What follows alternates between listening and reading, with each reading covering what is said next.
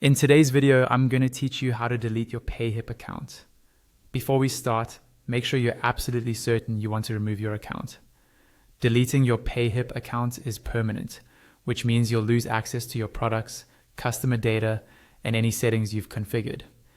If there's anything you might need later, such as sales reports or customer lists, download or back those up first.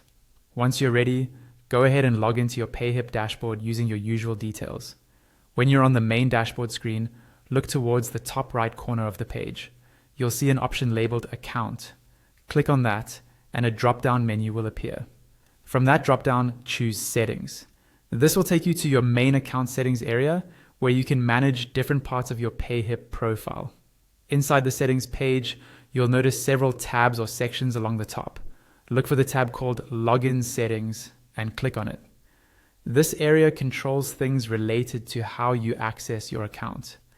Within login settings, you'll see two sub-tabs, one called General and another called Account.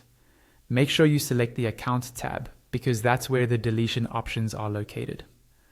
After you click on the Account tab, you'll see two main sections. The first section is related to two-factor authentication, or 2FA, which helps secure your account. The second section is specifically for account deletion. In that account deletion area, look for a button that says Delete Account and click it. When you do this, a pop-up window will appear on your screen. This pop-up will ask you to choose a reason for deleting your account. You'll see options like I'm not selling online at this time, I'm moving to another platform, where you can type which platform you're moving to and what you couldn't find in Payhip, and other, where you can explain anything specific you're looking for. Providing a reason is optional, but it can help the platform improve. Next, you'll need to check a confirmation box that says you understand your account will be permanently deleted. Read this carefully and only tick the box if you are sure. Finally, click the Delete My Account button at the bottom right of the pop-up.